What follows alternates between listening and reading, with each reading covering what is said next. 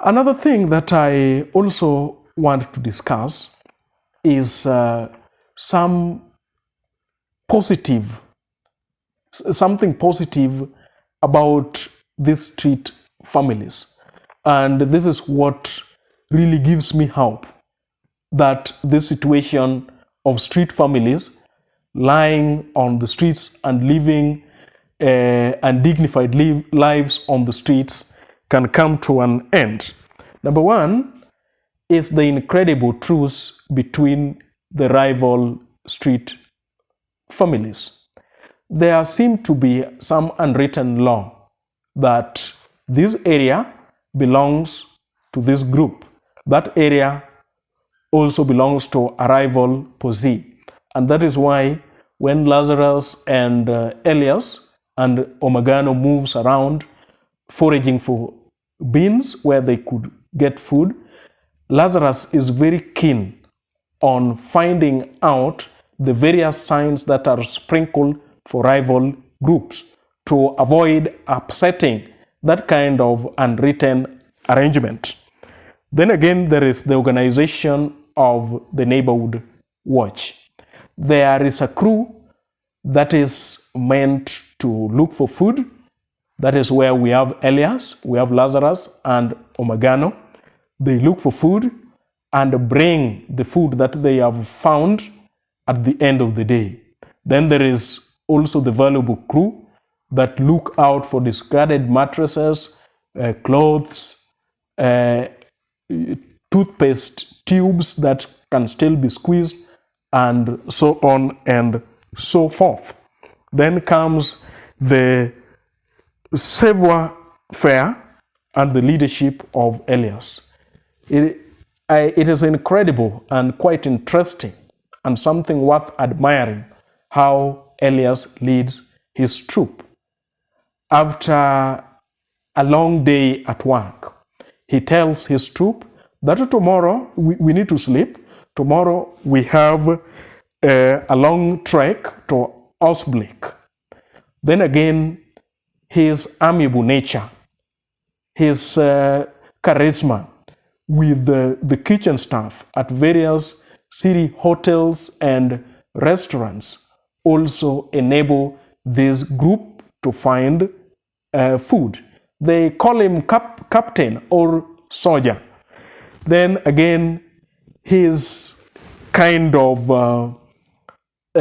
friendliness with Mrs. Benzuidenat, who is like their guardian angel. All these creates Elias as a reliable and credible leader.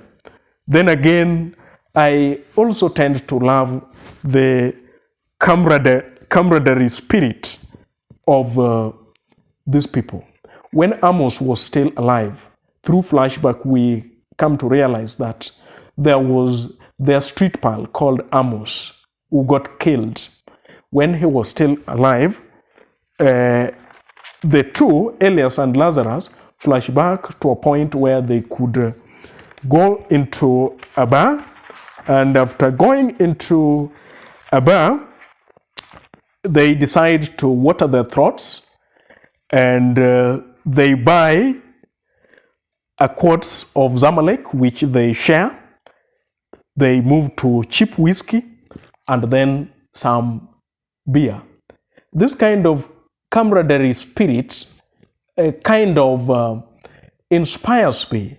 These are people who are living on the streets, who are maybe kin to animals, but you can see that kind of Ubuntu, the spirit of I am because you are.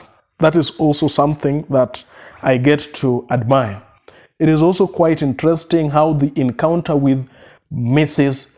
Benzuidenat also tends to completely change these people.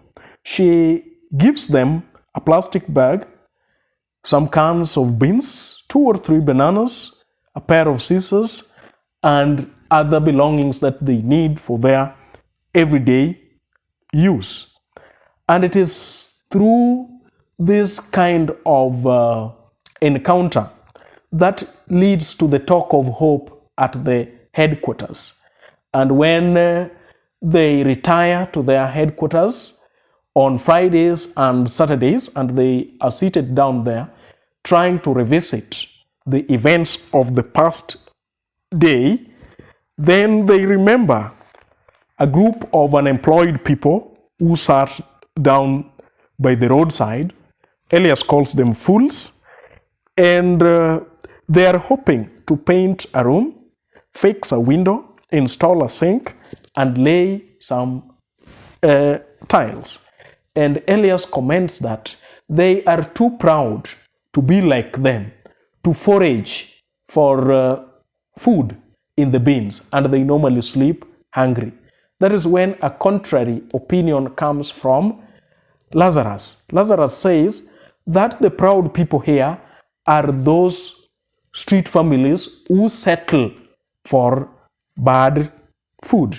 Martin opines that there is hope that such people could in future find jobs. What they are doing here is to try to dissuade Elias from his pessimism, the kind of pessimism he has that there is no tomorrow. It is only today.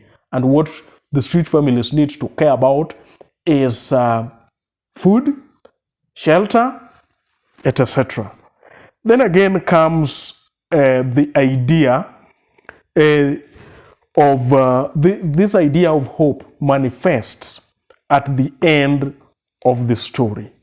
And I really love the way the story comes to an end. The narrator says that the day before they hit Eros, the day before they visit Mrs. Bezuidenat, the neighborhood watch breaks their one rule. They start thinking of the day that is not today. They say goodbye to the day that is yesterday, and once they start thinking of the day that is tomorrow. And that is the optimism and hope that really leaves me with something at the end of this story. That no matter the life, the undignified life that these street families lead on the streets, there is still some hope that something can be salvaged from their lives. And the example is this street family who are now hoping about a better tomorrow.